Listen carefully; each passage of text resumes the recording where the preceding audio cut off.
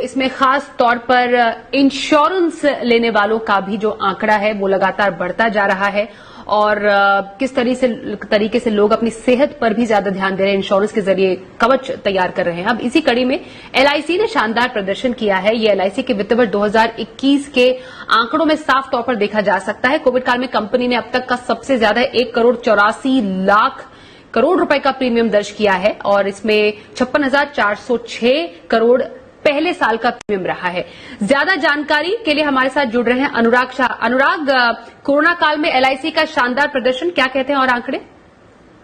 LIC की तरफ से कोरोना काल के अंदर रिकॉर्ड प्रदर्शन किया गया है और जो आंकड़े आए हैं वो अब तक के हाईएस्ट रहे हैं। कुल जो नया प्रीमियम है वो 1.84 लाख करोड़ दर्ज किया गया है, जिसमें न्यू बिजनेस प्रीमियम जो है वो 56,400 करोड़ यानी फर्स्ट ईयर का जो प्रीमियम है वो 56,400 करोड़ रहा है। इसके साथ ही पूरे साल में 2,10,00,000 नई पॉलिसीज जो है एलआईसी के द्वारा जारी की गई है, जिसमें मार्च के अंदर ही 46 लाख पॉलिसी जारी की गई है और पिछले साल मार्च की तुलना में 300% की जो है ग्रोथ देखने को मिली। हालांकि पिछले साल मार्च के अंदर लॉकडाउन लग गया था और जो बिजनेस होता है क्लोजिंग के अंदर वो एलआईसी का आखिरी के जो 10-12 दिन होते हैं उसमें काफी जबरदस्त बिजनेस होता है, तो लॉकडाउन की वजह से, बेस इफेक्ट की वजह से इस बार 300% की ग्रोथ देखने को मिली है।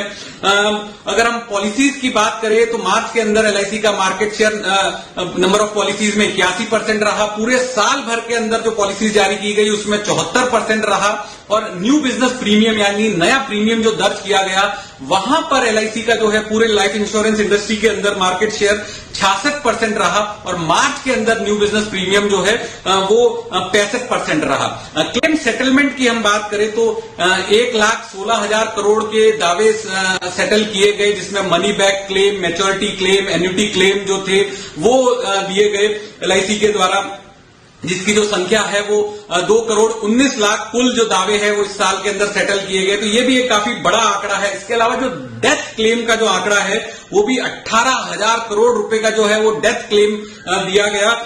9,59,000 लोगों का जो है क्लेम पूरे साल भर में डेथ क्लेम का सेटल किया गया।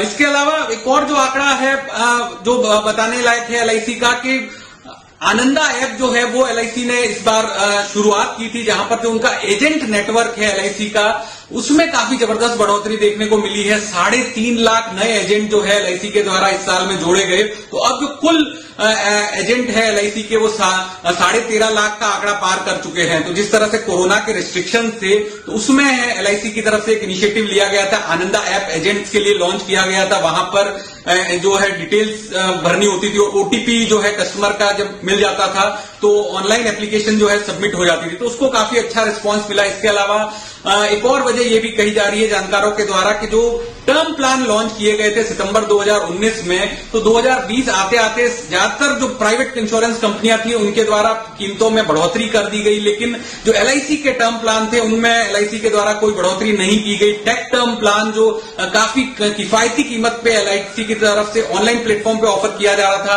उसको भी अच्छा प्रतिसाद मिला। तो इन सब तमाम वजह से जो एलआईसी ने रिकॉर्ड प्रीमियम दर्ज किया है। इसके साथ साथ जो कस्टमर इंटरेक्शन था, जहां पर डिजिटल इनिशिएटिव्स पे काफी फोकस किया गया। सैटेलाइट ऑफिस में जाकर आप अपनी पॉलिसी को रिवाइव कर सकते हैं।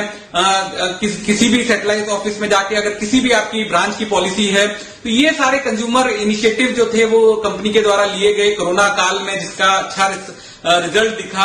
और जो आईपीओ की तैयारी कर रहा है एलआईसी, तो उससे पहले एक काफी अच्छे फिगर हैं न्यू बिजनेस प्रीमियम के तौर पे भी और ओवरऑल प्रीमियम के तौर पे भी जो एलआईसी की तरफ से दर्ज किए गए हैं।